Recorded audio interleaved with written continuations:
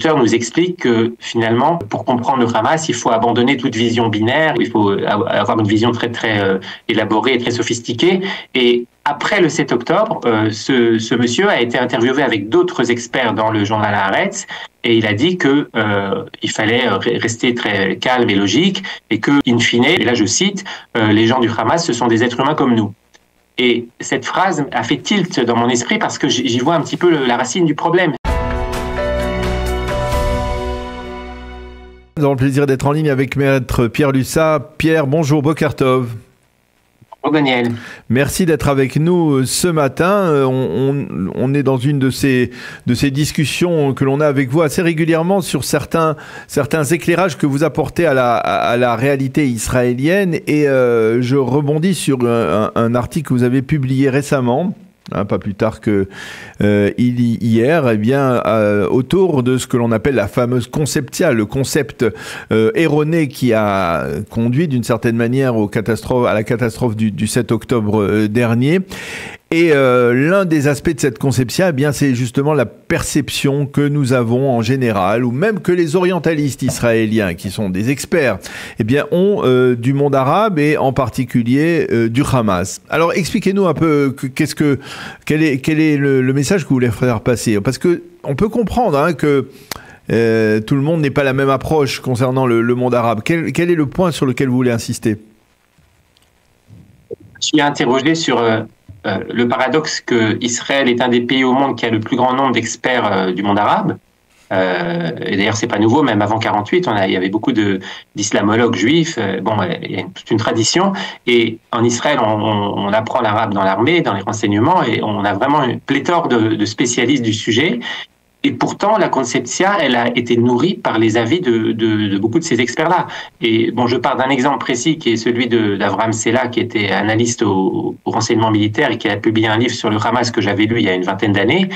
Et quand on relit ce livre aujourd'hui, on s'aperçoit qu'effectivement, il y a une erreur. C'est-à-dire que l'auteur nous explique que finalement, pour comprendre le Hamas, il faut abandonner toute vision binaire, il faut avoir une vision très élaborée et très sophistiquée. Et après le 7 octobre, ce monsieur a été interviewé avec d'autres experts dans le journal Haaretz, et il a dit que il fallait rester très calme et logique, et que, in fine, et là je cite, les gens du Hamas, ce sont des êtres humains comme nous. Et cette phrase a fait tilt dans mon esprit parce que j'y vois un petit peu la racine du problème. C'est-à-dire que finalement, on s'obstine à vouloir regarder l'ennemi comme s'il était le même que nous, comme s'il partageait les mêmes valeurs, alors que de manière évidente, on a vu le 7 octobre que non seulement le Hamas, mais les habitants de Gaza ne partagent pas nos valeurs. Ce sont des gens qui sanctifient la mort et ne sanctifient pas la vie. Ce sont des gens pour qui décapiter un bébé ou violer une femme, c'est quelque chose de normal. Donc il y a vraiment un problème conceptuel. Et ça fait longtemps que je réfléchis sur cette question, j'ai écrit plusieurs articles sur le sujet, mais là je crois que le fond du problème, c'est vraiment d'attribuer à nos ennemis des valeurs qu'ils ne respectent pas du tout. Et cette tentation de leur attribuer ces valeurs, je dirais qu'elle est récurrente, parce que même après le 7 octobre, certains experts de l'islam vont continuer de nous expliquer que l'ennemi, il partage les mêmes valeurs que nous. Et donc, effectivement, il faut lui apporter de la nourriture, il faut lui donner des médicaments.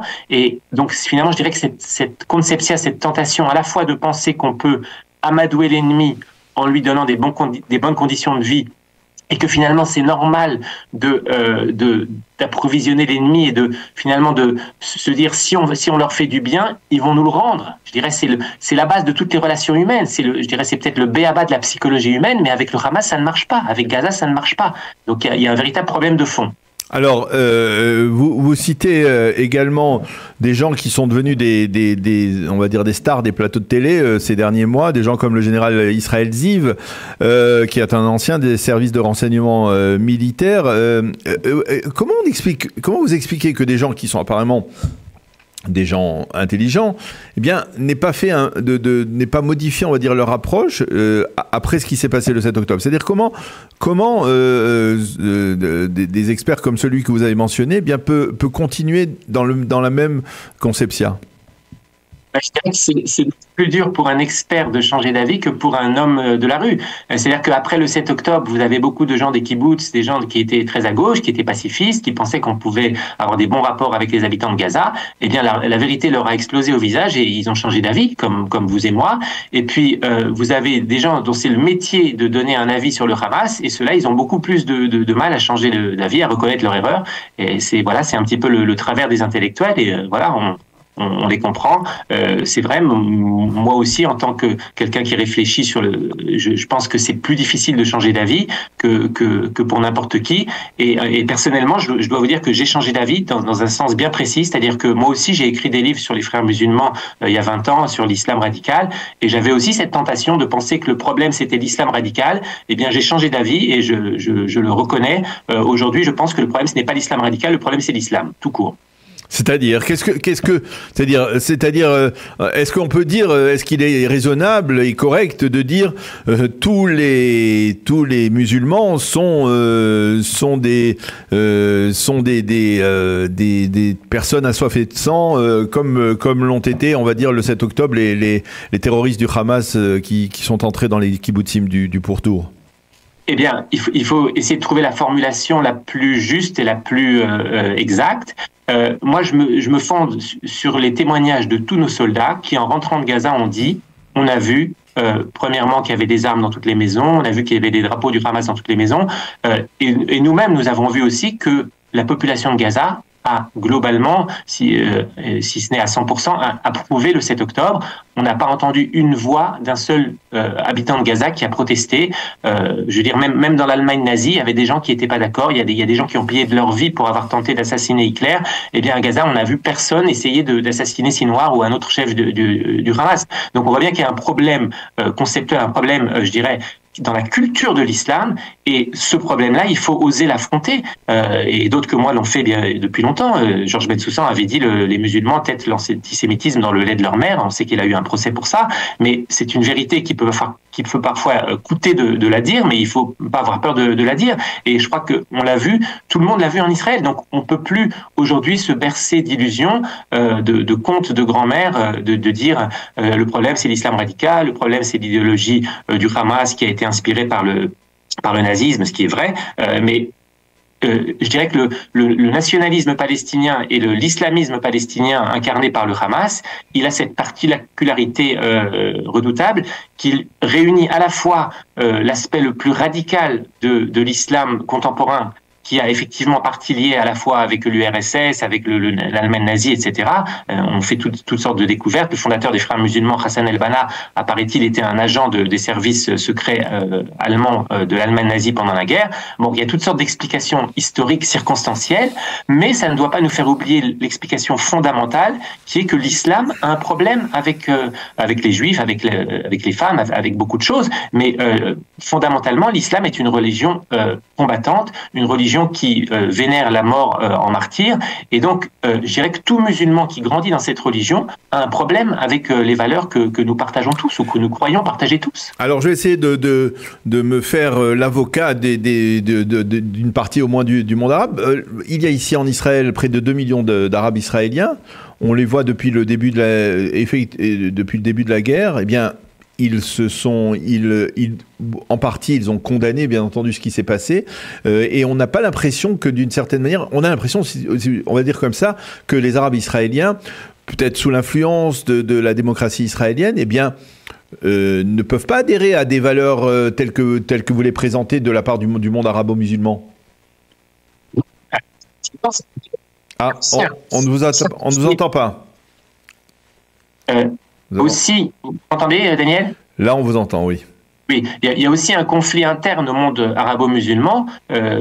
On sait aussi que cette guerre qui a été déclenchée par le Hamas et par l'Iran, c'est aussi pour empêcher Israël de se rapprocher de ce qu'on appelle l'axe sunnite modéré. Donc, je ne nie pas cette réalité géopolitique. Ben oui. Je dis simplement qu'il y a un problème fondamental avec l'islam qui subsiste et qu'on ne peut pas faire confiance. Et c'est un petit peu l'erreur qu'a fait le gouvernement qu'a fait Benjamin Netanyahou, c'est-à-dire de penser que les accords d'Abraham, finalement, allaient nous permettre de surmonter le problème du Hamas et du Hezbollah et finalement de faire abstraction de cette réalité que tout le monde connaissait. Donc, ne retombons pas dans cette erreur. Les accords d'Abraham, Pierre, si je ne m'abuse, les accords d'Abraham ont été signés parce que Netanyahou estimait que ce n'était pas en réglant le conflit israélo-palestinien que l'on aurait une normalisation avec l'ensemble du monde arabe, mais le contraire. C'était une façon de passer par-dessus le problème palestinien en établissant des accords de paix avec le monde arabe. Cette stratégie est tout à fait valable à mes yeux. Ce que je conteste, c'est l'illusion de penser que du coup, il n'y a plus de problème israélo-musulman, il n'y a plus de problème avec l'islam en tant que tel. Et même si de nombreux pays arabes conclut des accords de paix avec nous, ce qui est tout à fait louable évidemment, et même si on arrive quelque part à contrer la stratégie de l'Iran, parce qu'on voit que finalement les accords d'Abraham demeurent valables après le 7 octobre, eh bien il ne faut pas se bercer d'illusions en croyant que le problème de l'islam ne disparaît pas, parce que même ces pays qui signent des accords avec nous le font pour des intérêts très concrets, parce que nous avons un ennemi commun qui est l'Iran. Et donc, effectivement, nous avons un ennemi commun qui nous rapproche, mais malgré tout, ça ne veut pas dire que tous les cheikhs et tous les musulmans de la rue dans ces pays, en Arabie Saoudite, dans les pays du Golfe, aiment Israël et aiment les Juifs. Ça ne veut pas dire qu'ils n'ont pas réglé leur problème avec l'existence d'Israël. Hein. Ce problème demeure en substrat et il faut savoir l'affronter et au minimum le nommer et en être conscient pour ne pas retomber dans l'erreur du 7 octobre. Alors, quelle est la solution? On parle souvent. Est-ce que par exemple, le dossier des manuels scolaires, on sait que les manuels scolaires, l'éducation, est-ce que c'est un remède possible à cette, on va dire, ce que vous appelez, vous, la haine du juif qui est imprégnée dans l'islam? Un des problèmes cruciaux, celui de l'éducation, et il est tout à fait, on l'a bien vu avec l'UNRWA, avec ce qu'on a découvert à Gaza, on a découvert que les enseignants de l'UNRWA faisaient partie des terroristes de la Nourba, donc on voit bien qu'il y a un problème dans l'éducation, c'est pas seulement les manuels, c'est qui sont les enseignants, mais au-delà même de l'éducation, il y a un problème interne à l'islam que l'islam lui-même devra régler. Personne ne pourra le faire à sa place. Il y a des voix dissidentes, il y a des voix rénovatrices au sein du monde musulman qui sont très minoritaires et tant qu'elles seront autant minoritaires, eh bien ce problème subsistera. Donc l'islam a un problème à régler et tant qu'il ne l'aura pas réglé, eh bien je dirais que le nœud du conflit demeurera vivace et donc ne nous berçons pas d'illusions à penser qu'on peut régler le problème qu'on a avec le monde musulman en faisant abstraction du nœud même du cœur de ce problème qui est un problème théologique, un problème culturel et donc cette dimension culturelle on ne peut pas l'évacuer et c'est un petit peu le reproche que je fais à ces orientalistes, donc l'exemple que j'ai pris d'Avraham Sela qui pense qu'il n'y a pas de problème, qu'il n'y a pas une dimension culturelle à l'affrontement entre Israël et le Hamas. Culturel ou cultuel, c'est-à-dire juif musulman, ou alors culturel, c'est-à-dire un véritable problème de culture, de différence de culture occidentale, orientale. Un problème interne au monde musulman. Le problème, c'est la culture de l'islam, c'est les valeurs que l'islam véhicule et c'est le fait qu'il ne partage pas nos valeurs. Et donc, les valeurs que nous croyons universelles, c'est-à-dire l'amour de la paix, l'amour du prochain, le respect de l'homme en général, eh bien, ne sont pas partagées par l'immense majorité du monde musulman et par la culture musulmane en tant que telle. Il peut y avoir des musulmans qui sont des gens très bien, comme vous et moi, on peut avoir des relations tout à fait pacifiques avec certains individus, mais ça ne résout pas le problème au niveau collectif. Non, ça veut dire parce que, en fait, de facto, à travers cette appréciation, vous faites de l'islam une religion anti-juive, clairement. C'est ça ce que vous dites, en fait. Et est-ce qu'il n'y a pas un danger à généraliser de la sorte ou à s'exprimer de la sorte? Alors, l'erreur fondamentale, oui, c'est de croire que le danger vient de ce que nous allons penser de ce que dit l'islam, alors que le problème, c'est ce que dit l'islam. Et je dirais que n'ayons pas cette espèce à la fois de naïveté et aussi peut-être de complexe de supériorité intellectuelle, de penser que c'est notre discours à nous qui change la réalité. Non, la réalité, elle existe. On l'a vu le 7 octobre, elle nous a vraiment explosé au visage de manière au sens le plus littéral possible, et donc on ne peut pas la nier. Si les habitants de Gaza se sont réjouis du 7 octobre, ça veut dire qu'ils ont un problème eux-mêmes, c'est eux qui ont un problème, c'est pas nous. Hein. Si pour eux c'est normal d'égorger, de tuer, de violer, eh bien ça veut dire qu'ils ont un problème à régler, et personne ne pourra le faire à leur place. Est-ce que ce que vous dites, eh bien, c'est un peu se concrétise de facto dans ce que l'on voit dans les universités européennes, américaines, ce retournement de situation qui fait de l'État d'Israël ou des Juifs, on va dire, les coupables alors qu'ils ont été les victimes?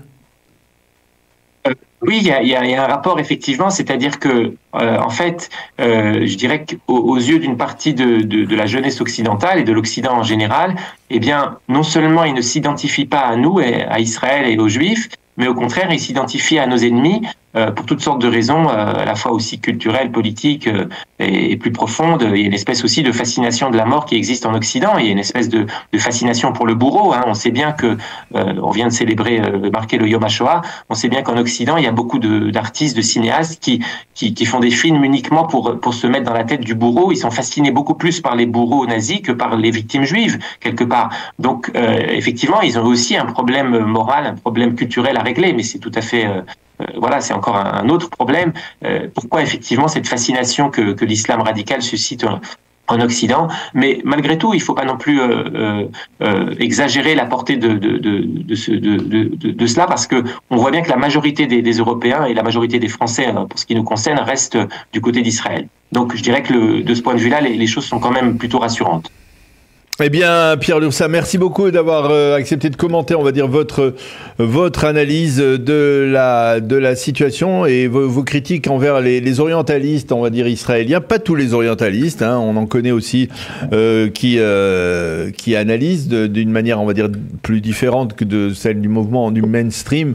Je pense en particulier à notre ami Eliezer Cherki, par exemple, qui est orientaliste et qui n'a pas du tout le même genre d'approche que Abraham Sella.